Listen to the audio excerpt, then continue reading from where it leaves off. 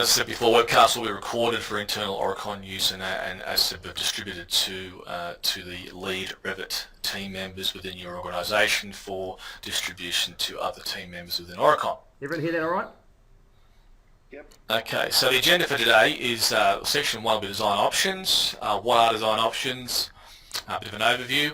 Where can I use design options within your project environments, and design options setup and control. And I'll go into Revit MEP in this case to show you some options or some setups and controls of the actual design options within Revit MEP, or Revit in general I should say.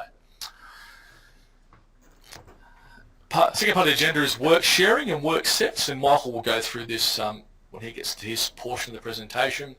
He'll be going through what work sharing is and what work sets are, considerations for work sets, how to set them up, creating local files, and work sets to improve model performance. And that's really important, and Michael will touch on that when he goes through his part of the presentation.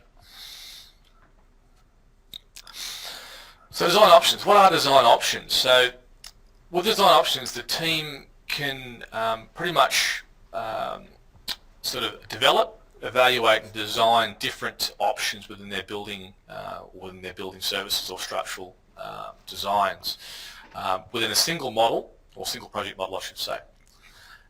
Some team members can work on specific options such as variations of a structural framing or a HVAC system, while the rest of the team continues with the main model. That's really important. So you get one model basically that you can actually control doing different things at different times. The main model being the actual overall full design or full model itself, and then any options that are happening during the design phase can be actually incorporated as options. And then when it comes time to actually incorporate the options, or the correct or the primary option into the actual design, you can do that at any time during the design phase.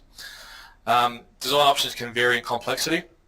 For example, a designer may want to explore alternatives for a complex roof structure, or an elaborate green building design for HVAC systems. Okay. So where can I use design options? The design options tend to become more focused and simplified as the project progresses, and they're typically used for the following sort of environments. If I was changing a chiller plant design, I wanted to do a different arrangement for a chiller plant, 2 chillers, 3 chillers, 3 to 4 pumps, whatever it might be. That can apply to switchboard, switch room arrangements, etc. You can do different types of options inside the switch rooms. Exploring different MEP system layouts, developing sustainable design alternatives, trying different beam layouts or roof structures, elaborate roof structures, alternate reinforcement configurations within top and bottom reinforcements. That sort of thing there can be done within design options without having to do it in one model and then do another model and another model, all in the same model but just creating different options inside the actual model itself. So setup and control. Now I'll go into Revit very shortly, but just briefly, there's a bit of a screen grab there of the actual location of how to actually get design options up on your screen in Revit. You've got the Manage tab obviously, and then design options sits under that location there as specified there. And I've actually defined in this particular model I'm going to show you shortly a couple of different options and different option types and options underneath those types. Now, a good example of how options would work is you define an element or a component or an area that has to change, like a roof structure, or like a cable tray system, or like a HVAC system, whether it be VAV or fan coil unit or whatever it might be, or a chilled beam layout, sprinkler layouts, pipe work arrangements, whether it be perimeter piping or core-based piping. So you can define different options for the different types of systems or components you're creating. And then you basically create different primary and secondary options inside that. So let me go into Revit now, and I'll show you what I've done inside Revit just very briefly. So I'll change applications. I'm going to go into Revit. So you should see Revit on your screens now in a minute, hopefully. Come on, let's go. No, nothing? All right. Don't want to play ball, do you? There we go. All right. So in this particular model, I've got a very basic model here. I've created two different cable tray layouts in my model. In the same model, I've created two different layouts. In my Manage tab, under the Manage Design Options there, I have the main model, which basically comprises of all of the majority of your project environment or your project itself. Now, in the case of an architectural model, it would be, say, the external walls, the facade of the building, maybe some partitioning, and then you might sort of look at furniture layouts, modifying furniture layouts inside the actual certain space. So it's really important to identify within your models what's going to be modeled up to a certain point, like what won't change much. And then once you've done that, you can then start creating your different types of options, and then the options inside that. Now, with services, obviously the building itself is going to change, but that's one element that will be sort of classified as being static, if you like, or the majority of the information is there for you. A cable tray route for a certain level would be a type of option, and then different routes for that. And you'll see here in my options menu, I've got cable trays and then route 1 and route 2. At the moment, the primary route is route 1, which is this one you can see on screen right here. If I then go and change it to route 2 and make it primary, alright, and close it, and then change my display for that particular view to show up this one, I should see that route. Okay, so you basically, and you can control the display of the actual option of the options as well inside each of the views. So I have one layout here as option 1, and route 2, apply that. And the primary aspect of this, you can then take the one that you know is going to be the one that's going to be used on the project, take that primary actual option, and then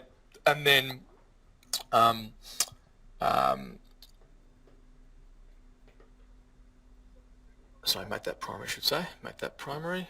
That's better than, okay then. And close it to a lot. I'm doing there now. That's it. Accept primary. So on the cable tray, once I've said accept primary, it takes the primary option, puts it at the cable tray route there. I lose the cable tray option altogether, and all I have now is the cable tray I want to use in that particular design. Same principle with HVAC ductwork or diffusers. Any component you want to put into a design option, you can do that. Okay then. Now, how do you create, or how do you edit or work within the actual option itself? Let's say I want to actually add some more information to this primary route 1. I'll take that route, I'll then edit the selected, and everything becomes faded. So you'll see everything in my model here now behind that cable tray route is now faded back. I can then start putting in more information into my cable trays. So add some more cable tray information to here, and we'll change the size of the cable tray to be sort of a bit smaller. Let's make it a 100, and we'll drag this into there, and we get new cable tray being added to that option. And the beauty of this is too that you can actually create different views and only show the certain options in each view as well, and then put those two views onto a sheet to show the two different options. For example, manage options, I'll say finish editing. That's now done. I've now got option 1, and I'm showing option 1 in my cable tray routes as the primary. Option 2, and option there, which is the option 2 section there, and you see in the visibility and options, it's there. You also do get in your overrides the ability to control the visibility of your options as well. All right.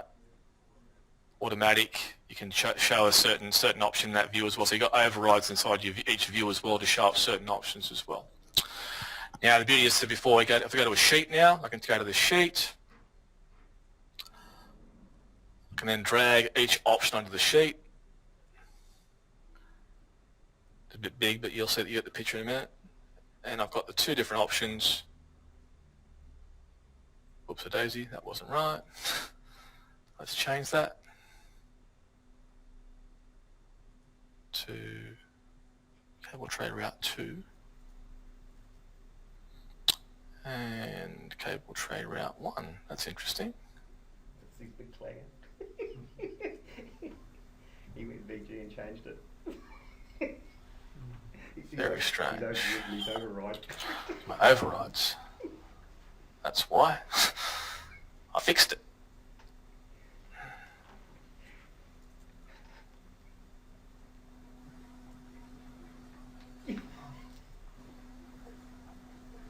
That's better. showing the difference between that VG and what you. Yep. That's better. Right. So now the sheet should show up the two different options inside my model. It's trying to sort of move away from actually having different models with different options inside it. Now, from a services point of view, I suppose the design options or the chosen system, I suppose, does get better down as a sketch type environment or in a meeting environment, not so much in a modelling environment. But there's nothing to say to the actual engineer, let's do the two options in Revit and have them there ready for us to use. We need to use them. All right. What else is there? Alrighty. Back to the sheet. Sorry. Back to the sheet. And there's two options on the sheet now. So I'm going to put the two options on the sheet, have the same information, have different information in the same model, and then when I'm ready to actually accept the model that I want to use, I'm going to do that with my design options. And as soon as you do that, it removes that particular element or that option from the list inside the optional models, the design options models. Okay then. So just one question, guys. I'm going to run a quick poll for you to answer, see who uses design options, to get me a bit of feedback from you guys as to what you do. So I've got a poll on run now, so let's give me a second. I'm going to run this one here. Launch. Don't try and answer that, guys. So just the question there, have you ever used design options? Just click one of those, yes or no. Okay. This was originally recorded as a webinar, so it will Do you templates hold all those design option things that you do? I don't think so, Peter. Credit raised by one of my colleagues, guys. Peter. Yeah, hang on, just a little view templates.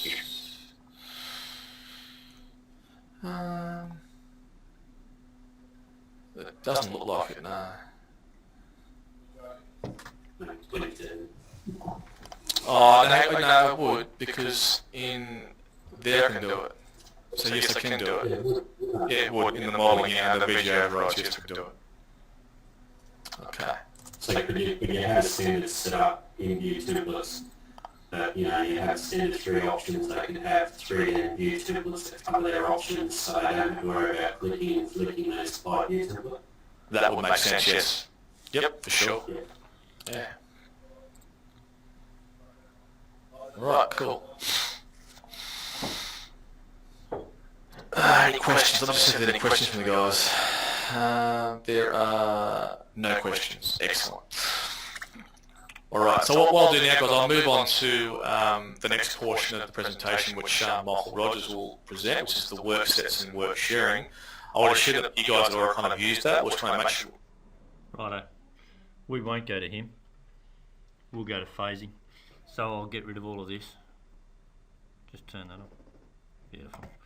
I won't be anywhere near as professional as Guy. But I was going to do phasing, and I think Baz sent out to everybody our little override on what our phasing is going to be about today. All our guys here have that as a handout. We would generally use phasing, especially if we have an existing building or we want to then show how the building is being constructed. We've used it in a few projects. The ones that I have worked on semi-recently is the Darling Harbour Walk, and these are a couple of JPEGs from our model to show you what it's about. This is it was an existing flyover bridge, and we put all these frames with glass over the top of it to make it look less like a bridge and more like something that looks a bit arty. This bridge originally went down to a different part of Darling Harbour, and we wanted to add in a fly here. When we went into, I'll go into our correct model. This was the original Darling Harbour Bridge, and these were the sheets that it came out on, and what we wanted to say to the builder was that here was the existing bridge. This bit was going to be demolished in phase 1. Then when we went to phase 2, this bit of bridge would go. Phase 3, this bit of bridge would go. Phase 4, all of this would go. And it went on and on. This bit of bridge would get built. This bit of bridge would get put back in. And then the final canopy would go back on. What that really meant was that the beauty of Revit is that we could model the entire bridge and all the structure that was underneath it, because we were going to chuck things through that structure. And that structure was fairly important, as it was the cross-city tunnel, so we didn't want to drive a pile right through the middle of lane 3. Not that anyone actually uses it. And we could then assign stages or phasing to that bridge. What then happens is if you tell it that you want this bit here in phase 1, when I show phase 1 that it's going to be demolished, it will show in your model in red, being demolished. When I then go to phase 2, because this bit was already demolished, it doesn't show it. It shows the bit that's going to be demolished in phase 2. All of that's all really nice if you know how to use it. It's actually fairly simple. You just draw your model as you would. Here's one that I've just done. It was a fairly, here's a building sort of thing. Like anything in Revit, the planning of anything is imperative. Phasing's not critical that you plan it, but it's certainly better if you do. So I would work out, in this one, I would just do my phasing as I want to do it as a bit of a construction sequence. So I was going to do the footings all in phase 1, the ground columns and walls in phase 2, the ground slab in phase 3, the first floor slab in phase 4, etc., right through the building, so that in the end we could piece it together for the contractor. So I would plan out what phases I wanted, and then I would create the phases. This one at the moment, if I go to find the phases, please be in the right place. They're under, why do I never know where they are?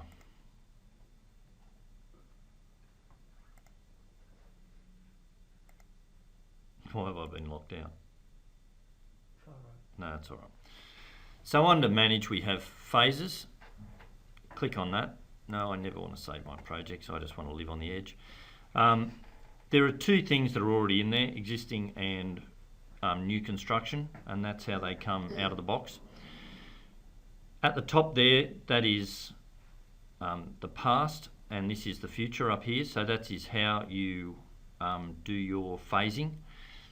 Up the top there's some filters, which we will go through in a minute, which show your filter name, that you can show all your filters, what is being demolished and any new stuff, your previous stuff and what's being demolished, your previous and new, etc., etc. I normally do the show all.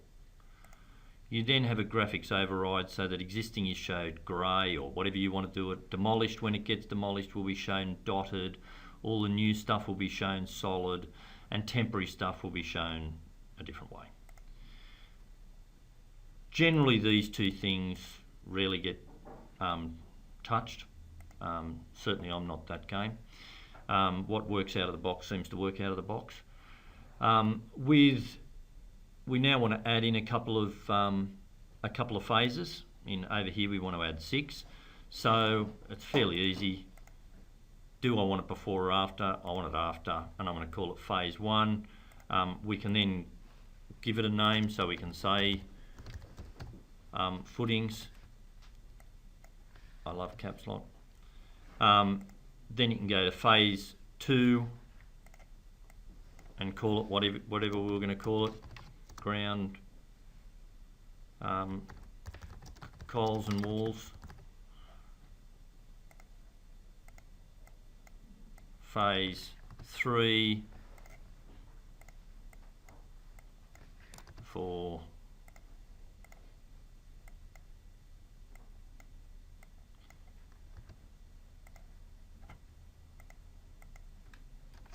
and 6. And now we're all done. So that's set up our phases. None of this has changed. When I click on any element here, down the bottom of our properties box, there's phasing. And it says the phase created for all the new stuff is new construction. And that is generally stock standard out of the box. That's where it will put stuff. The phase demolished, it has none. So this goes in, it's never demolished. That is how we would normally want things. Now the nice bit is, how do I change all of this stuff to phases? Because I want all these footings, so I can select all my footings. Filter there that says, yep, that's all my footings. And down the bottom here, I can say phasing, phase created. There are all my phases come up. I want them created in phase 1 footings, and I don't want them ever to be demolished. So that's now all I've done. To check this, I've normally set up 3D views of my of all my phases, just so it gives me an oversight of it.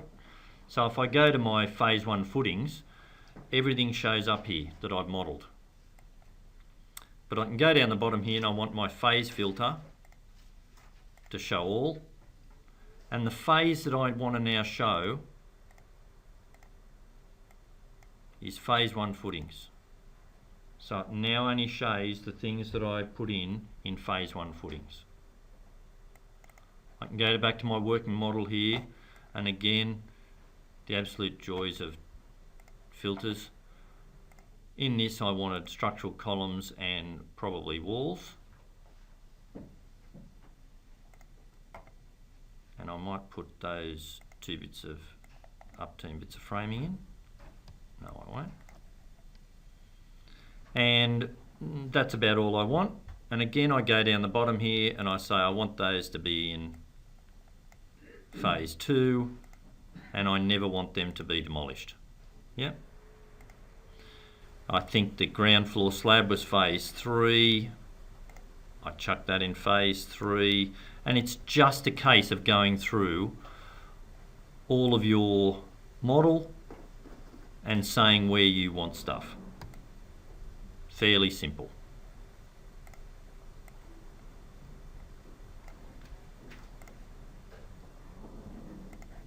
So I'll just flick through here. What was I up to? 4, I think.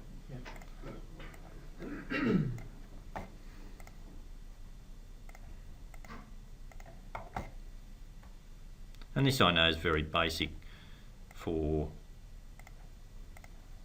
all this. I think I wanted roof in at phase something, 5-ish maybe. Now there's a couple of things here, a bit of bracing, which of course everybody knows we love putting bracing in a concrete structure, but I just wanted to show you something. So I can now tell this stuff, because I only wanted it to be temporary, that I wanted that to be put in say phase, well, we might put it in there, but we might demolish it somewhere else. So we might demolish it by the time it gets to phase 4. So now when I go to my complete one, sorry, I'll go to phase 1. So phase 1 was that.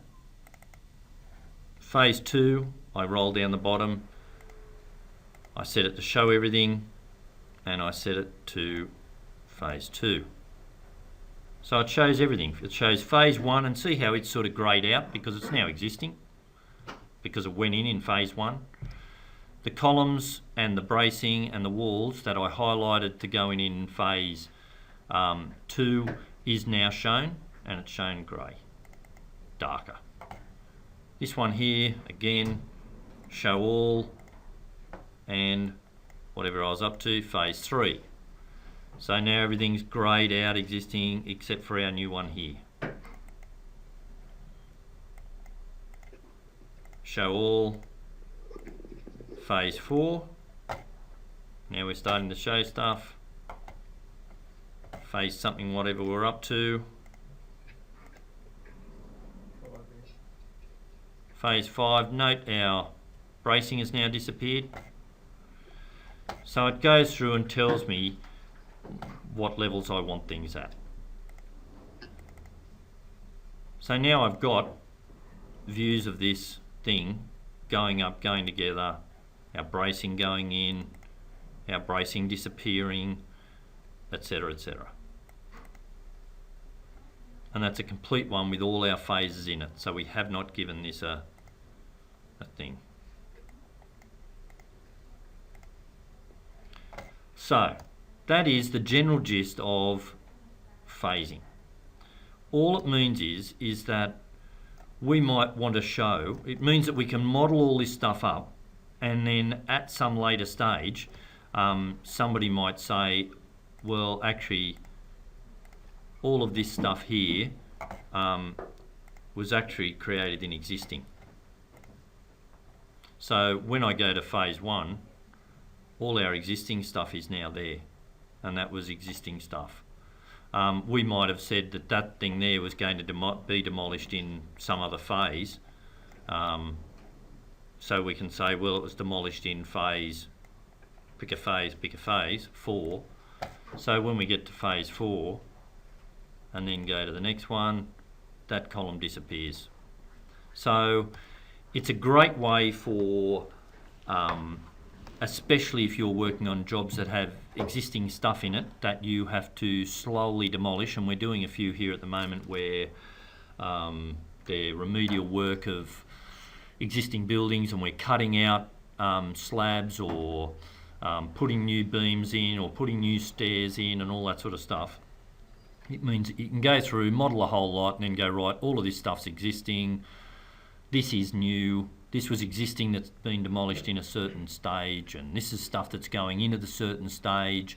And so you can build the building up and realise that, oh, actually at this particular time in the job, I can actually prop off a new floor that may have been a void or something in the past. So it's just a nice way at times to show various things.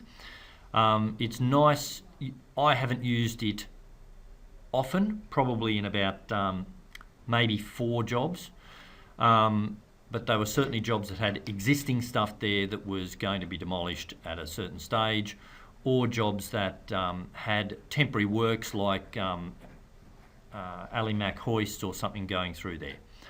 So for a, perhaps a long time of the job, there was a great void in the a penetration in there where the either the lift or the crane was going to be, and then later on that was going to be filled in. Just be aware of it so that you can use it when you have to use it, and then we can chat about it then. Any questions? I've got one. Yeah. Can you go into the phase filters and play with those so that rather than going grey, I want those previous phase piles, foundations to be like red or something. Yep. So that if we have anything that we want, say the existing, we can tell the existing we want you to be red, and we want all those to be red, and the usual story, we've got to override everything because we do everything nicely, and we're going to make it. It'll be so red it's not funny. And the nice thing about it, once all this is set up, because that is existing in phase 6, that's how it goes through it. So here it says, in phase 1, all of this stuff is existing because that was the existing building, and all of this stuff is what you are doing in phase 1. In phase 2, I've obviously changed everything here, yeah. I've done a guy. You've done a guy. And that's the beauty of it. you know, Yeah, so even pretty though obvious. Even though it's new, it's now existing because it's the previous phase. So that's right. So this was stuff that in your phase 2, these are now the red things are things that are existing when you get to phase 2. When I get to phase 3, here are things that are existing. So you know that's how easy it is to change these things up. And you can do that with any of the stuff that's in here if you wanted to. Yeah. Any others? Have you connected this up with Navisworks? No. Is the phasing like go into Timeliner or something like that? And I don't know the answer to that, but I am led to believe that it does. Gee, Duncan, it sounds like you got homework. I hate homework. If I wanted to do homework for a profession, I'd be a lawyer. No, I don't know about that, so I'll find out for you. Okay. Yeah, so you can sort of use it for two things. It's chopping a hole in a building and putting a new bit in, or it's what Duncan's shown. You can use it here for sequencing. For simple sequencing, like you said, I would normally do sequencing in Navisworks, but certainly for doing things like anything to do with the remedial work of an existing building or attaching to an existing building, like we use this on UTS, or doing where there are temporary penetrations in your building for, and it might be for cranes or Alimac hoists or anything like that, that are going to be built in later, then I would do that as a phasing, and it works really well. And it comes up like Guy said about the design options.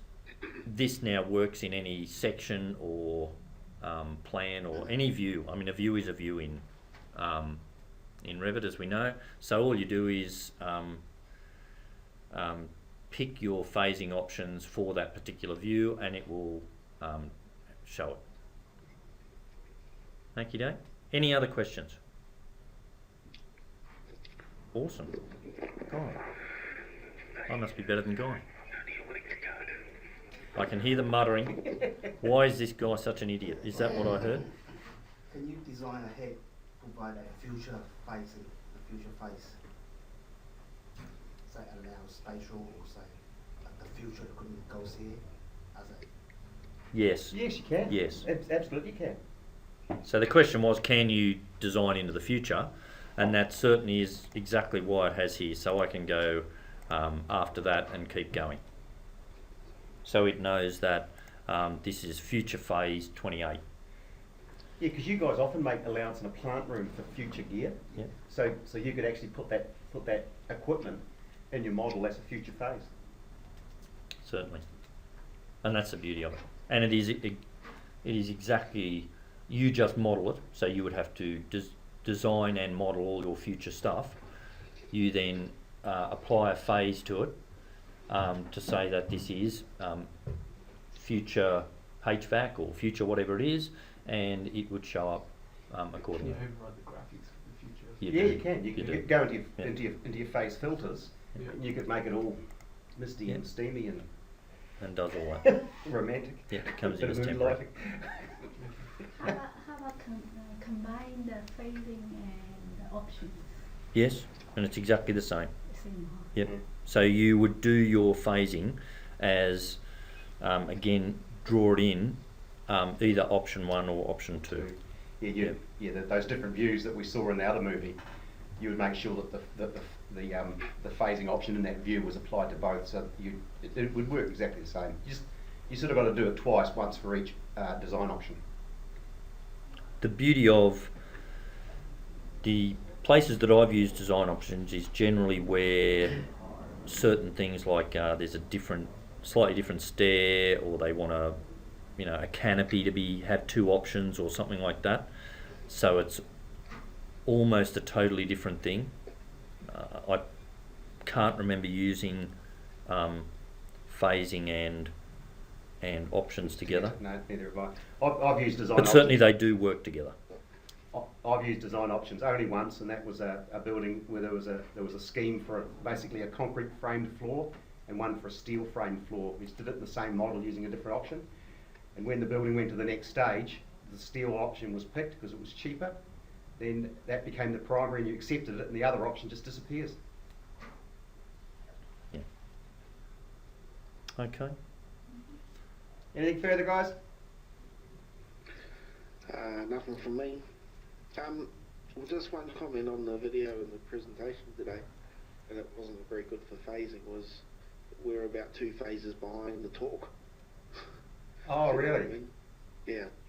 Okay, what we might do then is, rather than do them live, we might film them first and then play them as a movie. Oh no, well, the movie was the same. Oh, was it? Yeah. Just on guys, movie was the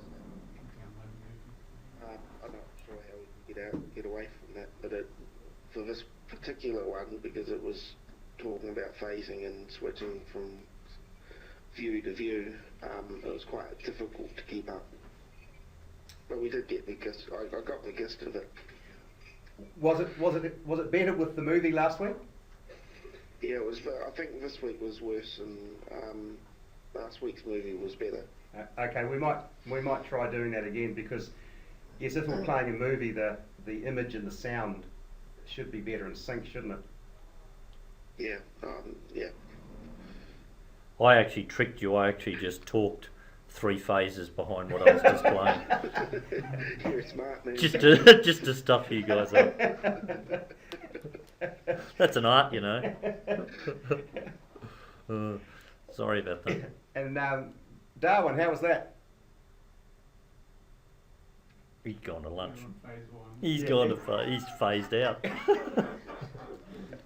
I don't know, guys. That was actually all in sync for me. Okay. Is that Not too right? bad at all. Yeah. Gee, Darwin's halfway to Thailand, and you Thai guys need to catch up. Sorry, Des. Newcastle, that okay? Yeah, perfect. Yeah. All right, well that's Okay, good. so it's a landline thing. We'll stop there. We'll actually go back to our movie next time and just test it again for the Thai guys. All right, we're going to turn off the movie.